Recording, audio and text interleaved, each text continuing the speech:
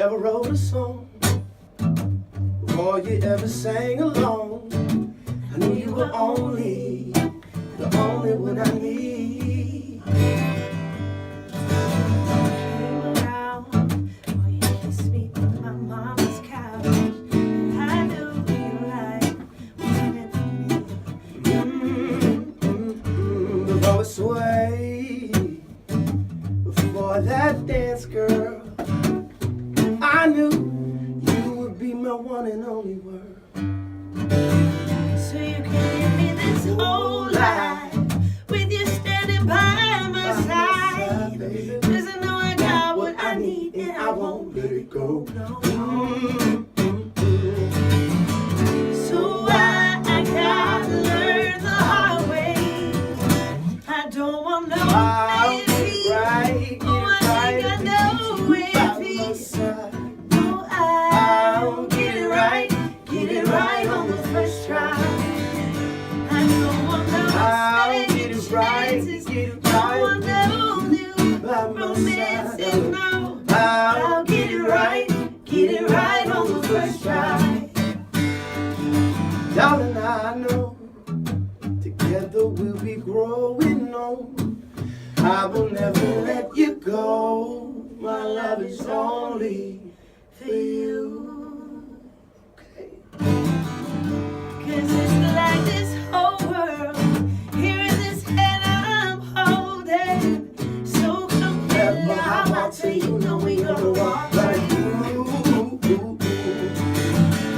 So I gotta learn the hard way.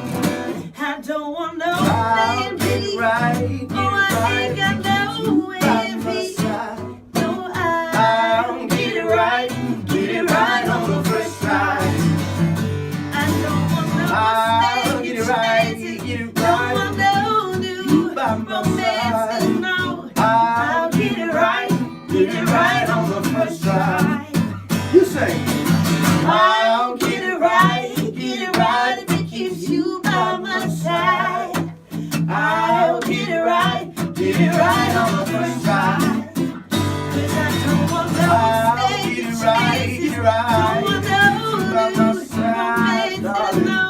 I'll get it right on the first try. Yes, indeed.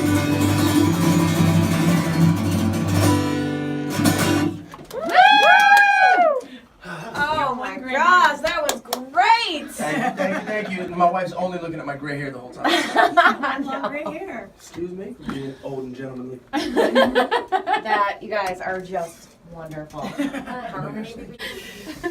All right, so officially starting the interview, JohnnySwim in the studio with us. I'm so pumped for this. We've been talking about it. Now, for those who do not know, and I'm sure you've heard this over and over, you guys are the theme song for Fixer Upper. Oh, that's right. Yes. Oh, that's right. Oh, she picked Joanna. God. And when we put it out on Facebook and Twitter, like, what questions do you have? A lot came up, and a lot of people want to know. Yeah.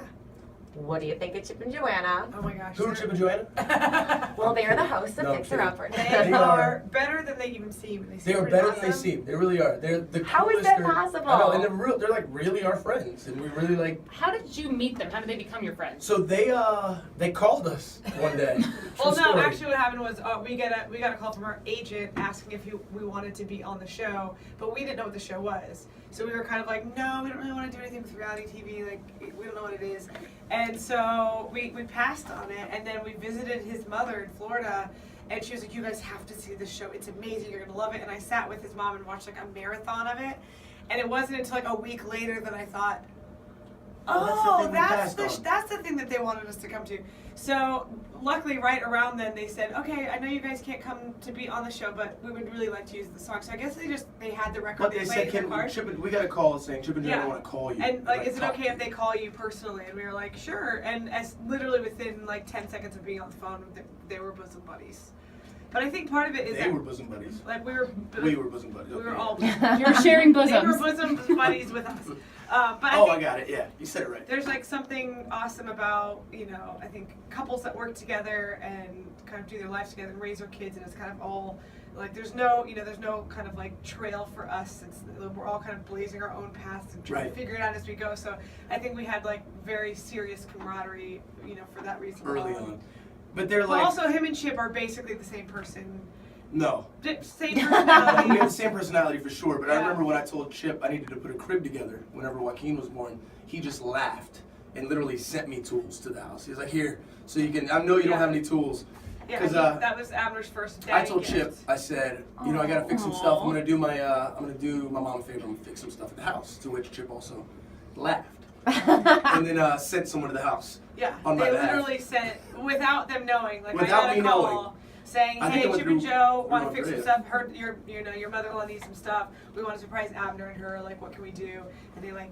Not for fixed up her TV, backyard. not for like no. fame, not for us to talk about it on the radio, just Yeah. because they're good people. They're that They're just awesome. helping folks all the time.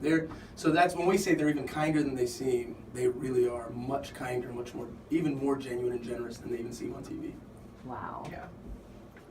Everything and more. We love Yeah. like everything about that. Yeah. That is just If fantastic. you guys need extra couples with extra kids, her Yeah. and I've got some of those. Yes. Now another question that came up, and it was more of a you need to ask them to tell the story Okay. about how you guys met. Okay. So, I'm at church one day because I'm sitting next to this girl who I'm dating at the time, and she says, we can't date anymore unless you start coming to church with me. I was like, okay, I'll come to church with you. At the end of service, Amanda stands up. Among all the people that are leaving service, I see Amanda across the room, and I think to myself, that's the girl I'm going to marry. The only problem with that was I also said it very much out loud. That's the girl I'm going to marry. So the girl I'm sitting next to elbows me in the ribs and says, well, I guess you better go talk to her then. And I was like, yeah. No, like I had no feelings whatsoever for this having just ended and then erupted a certain way in a church service. And I stood up and I went to go talk to Amanda. And I had every line ready. And I really was probably trouble, if I'm being honest, because I'm at church to Mac. And so I'm walking across this church, and I get about this close to her, and I'm about to say something, and we make eye contact. And she rolls her eyes, and I shrink back into my seat. And literally 40 years pass before we meet from that moment. But I had seen him the week before, and the week before, like this week he was with the girl that he was there with. The week before I had seen him with like a whole other posse of girls, like and I was like in college at the time, and I would like crawl out from under my books and like in my sweatpants and just like go sit in the back of this church and then crawl back out. So I was like probably wearing sweatpants and like no makeup and just like hair kind of like it is now. And all the girls he was with had like the full hair extensions, like back like in the early 2000s, I guess, when like the long mermaid hair was in, and they had fake eyelashes and like they were just like Because it's church. because it's church. Yeah.